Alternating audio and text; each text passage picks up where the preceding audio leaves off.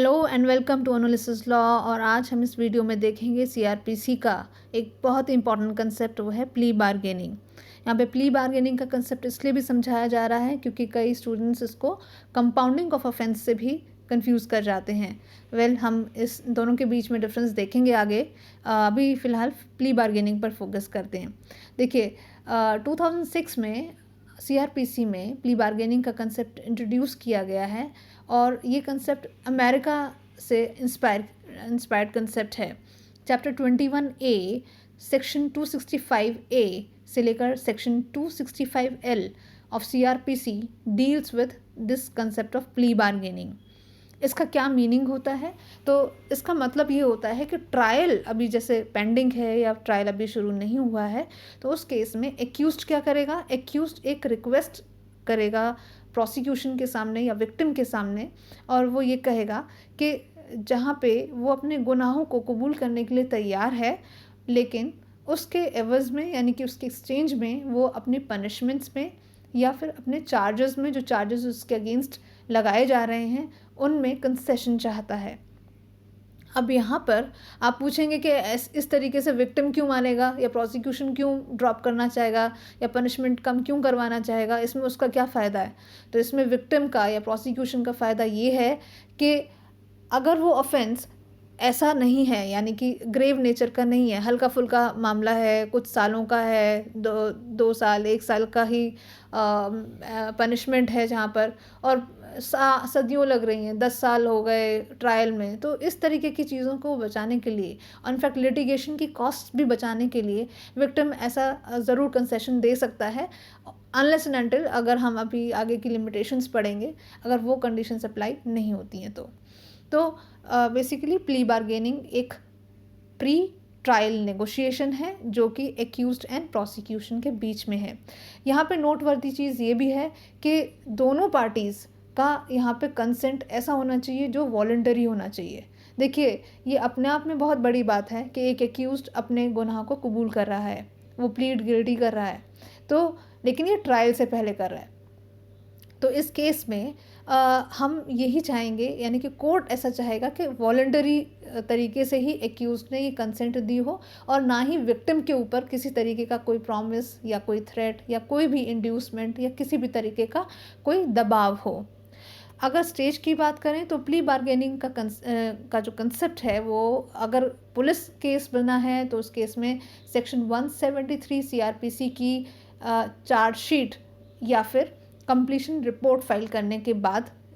ऐसी रिक्वेस्ट डाली जा सकती है। और अगर ये कंप्लेंट केस है तो यहाँ पर मजिस्ट्रेट ने कंप्लेनेंट एंड उसके विटनेसेस को सेक्शन 200 में एग्जामिन किया हो ओथ पर, और 204 में प्रोसेस भी इशू किए हों। अगर हम देखें कि ये कहाँ पर एप्लीकेबल नहीं है, तो आप समझ सकते हैं कि ग्रीवियस तरीके के या ग्रेव ऑफेंसेस में ये एप्लीकेबल नहीं है, यानी कि ऐसे ऑफेंसेस जहाँ पे पनिशमेंट डेथ तक की है या लाइफ इम्प्रिजनमेंट है या 7 साल से ऊपर की है, या ऐसे ऑफेंसेस हैं जहाँ पे सोशियो इकोनॉमिक नेचर है उन ऑफेंसेस का, यानी कि जैसे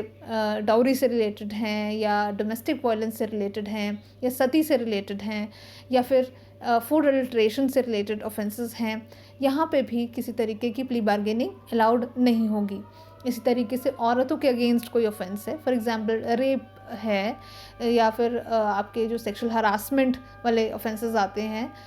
इस 354A 354B C D of IPC, इस तरीके के ऑफेंसेस, या एक 14 साल का बच्चा जो 14 साल से नीचे का है, या फिर जहाँ पे प्रीवियसली उस ऑफेंस में वो व्यक्ति कन्विक्टेड रह चुका है या फिर वो हैबिचुअल ऑफेंडर है, तो इन सारे केसेस में प्ली बार्गेनिंग नहीं की जा सकती, एक्यूज की ऐसी रिक्वेस्ट नहीं मानी जा सकती। प्रोसीजर की बात करें तो जैसे कि मैंने आपको बताया कि जब ट्रायल पेंडिंग हो तो उस टाइम पे एक्यूज्ड इस तरीके की रिक्वेस्ट करेगा और उस रिक्वेस्ट में वो एक एप्लीकेशन फाइल करेगा जिसमें वो अपने केस से रिलेटेड ब्रीफ फैक्ट्स बताएगा, और जो ऑफेंसेस चार्जशीट में या कंप्लेंट में जो भी ऑफेंसेस उसके खिलाफ लगाए गए हैं उन ऑफेंसेस को मेंशन करेगा। साथ में एक एफिडेविट देगा जहाँ पे वो ये बताएगा कि वो वॉलंटरली इस तरीके की एप्लीकेशन मूव कर रहा है और उसका उस सेम ऑफेंस में प्रीवियसली कन्विक्शन कभी नहीं हुआ है और वो पनिशमेंट का नेचर एंड एक्सटेंट दोनों ही चीज़ें समझता है। इस बेसिस पे कोर्ट पार्टीज़ को, जो भी रिलेवेंट पार्टीज़ हैं यानी कि एक्यूज्ड है और विक्टिम है यानी कि प्रोसिक्यूशन पक्ष है और उसमें जितने भी ऑफिसर्स इन्वॉल्व हैं जो या विटनेसेस हैं जिनकी भी इम्पॉर्टेंट लगता है कि जिनका इन्वॉल्वमेंट इम्पॉर्टेंट है, उन सब के को नोटिस जाएगा कोर्ट से कि वो आएँ, वो लोग सब मीटिंग करें, राइट। और उस मीटिंग के बाद देखा जाएगा, उन पार्टीज़ वो आपस में डिस्कस करेंगी और एक बार्गेनिंग होगी उनके बीच में। तो अगेन वो अगर वो सेटलमेंट हो जाता है यानी कि म्यूचुअली सेटिस्फैक्ट्री डिस्पोजिशन या तो होगा या फिर नहीं होगा। अगर म्यूचुअली सेटिस्फैक्ट्री डिस्पोजिशन हो जाता है तो कोर्ट उसके बेसिस पर एक रिपोर्ट बनाएगी, जो प्रिजाइडिंग जज होंगे वो साइन करेंगे, साथ में सारी पार्टीज़ जिन्होंने पार्टिसिपेट किया है उनके भी सिग्नेचर्स होंगे। अगर डिस्पोजिशन अराइव नहीं हुई है यानी कि सेटलमेंट नहीं हुआ है यानी कि बार्गेनिंग नहीं हो पाई है, तो उस केस में क्या होगा, तो कोर्ट अपने ऑब्जर्वेशंस को रिकॉर्ड करेगा। ऑब्जर्वेशंस का मतलब यहाँ पर ये है कि हो सकता है कि वो वॉलंटरी ना हो सकता है कि एक्यूज किसी दबाव में ऐसा कर रहा हो सकता है विक्टिम किसी दबाव में ऐसी बात को एक्सेप्ट कर रहा हो, या हो सकता है कि कोर्ट को लगे कि यहाँ पे प्ली बार्गेनिंग का कंसेप्ट अप्लाई होना ही नहीं चाहिए। और उसके अलावा जब डिस्पोजिशन यानी कि म्यूचुअली सेटिस्फैक्ट्री डिस्पोजिशन पर ये लोग अराइव नहीं करते हैं तो कोर्ट फिर उसी स्टेज से आगे बढ़ेगा on the basis of merits of the case, जिस स्टेज पर ऐसी एप्लीकेशन मूव की गई थी। अब सेटिस्फैक्ट्री अगर डिस्पोजिशन हो गया तो उसका रिजल्ट क्या होगा, तो उस केस में पहली चीज़ तो ये हो सकती है या तो विक्टिम को मुआवजा दिलवाया जाएगा, कॉम्पनसेशन दिलवाई जाएगी, जैसे फाइन या इम्प्रिजनमेंट इस तरीके के पनिशमेंट्स भी जब होती हैं किसी ऑफेंस में और जहाँ पे फ़ाइन भी लगता है तो फ़ाइन का जो अमाउंट है वो भी कॉम्पनसेशन में ही एक तरीके से कन्वर्ट कर दिया जाएगा। उसके अलावा कोर्ट्स ऐसा भी कर सकते हैं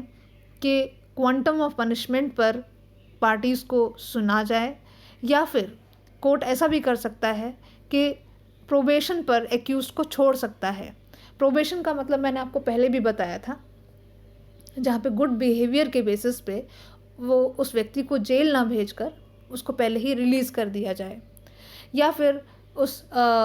एक्यूज को ये कहा जा सकता है कि भाई आप श्योरिटी लेकर आओ या कोई बॉन्ड भरो,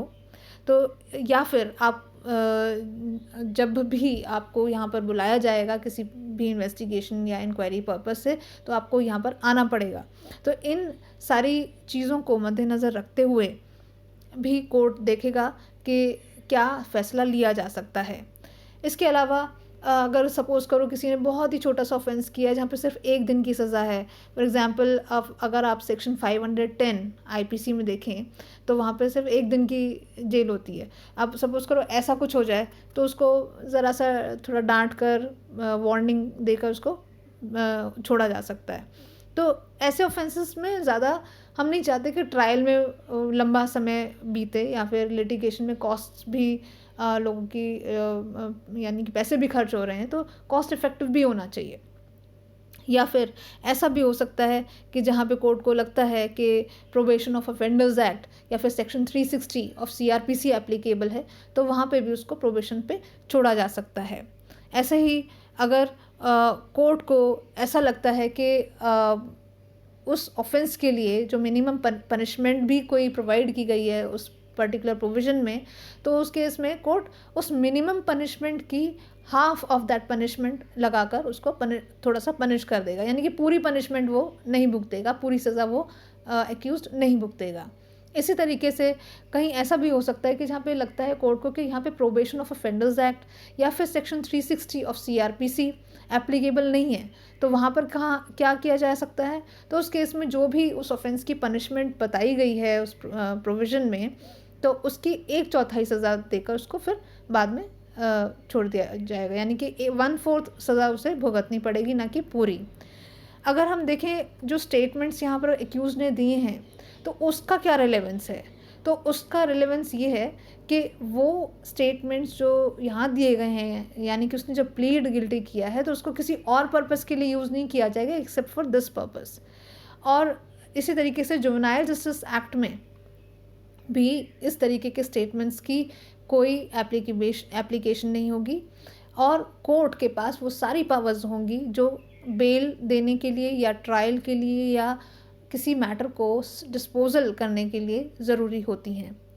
कोर्ट के पास एक तरीके से प्ली बार्गेनिंग के केस में फ्लेक्सिबिलिटी होती है कि अगर ये नहीं अप्लाई होता तो दूसरा नियम लागू कर दो या दूसरा लॉ लगा दो इसके ऊपर। जज को बस एक चीज़ का ध्यान रखना होता है कि जब भी जो प्लीड गिल्टी कर रहा है सर्कमस्टेंसेस देखें, एक्यूज्ड का भी बैकग्राउंड देखें, उसका नेचर देखें, और कोई भी ऐसा फैक्टर जहाँ पे लगता है कि एक्यूज्ड ये गिल्टी प्लीड क्यों कर रहा होगा, तो इन सारी चीज़ों को भी ध्यान में रखे कोर्ट जब उसको प्ली बार्गेनिंग के बेसिस पे रिलीज़ किया जा रहा हो। इसके अलावा ये जो प्रोविज़न है ये नॉन अपीलेबल भी है। Non appealable in the sense कि क्योंकि प्ली बार्गेनिंग हुई है, यहाँ पे दोनों के बीच में डिसाइड हुआ है कि ठीक है मैं भी एग्री करता हूँ, तुम भी एग्री करते हो, तो इसीलिए इसकी अपील जनरली यहाँ पे अपीलेबल नहीं है, एक्सेप्ट अगर वो स्पेशल लीव पिटिशन में जाता है under article 136 of the constitution of India या आर्टिकल 226 या 227 of the constitution of India. इसके अलावा जो कंपैरिजन है कंपाउंडिंग ऑफ ऑफेंसेस से वो हम देखेंगे नेक्स्ट स्लाइड में। आई होप आपको ये लेक्चर अच्छा लगा होगा। Thank you.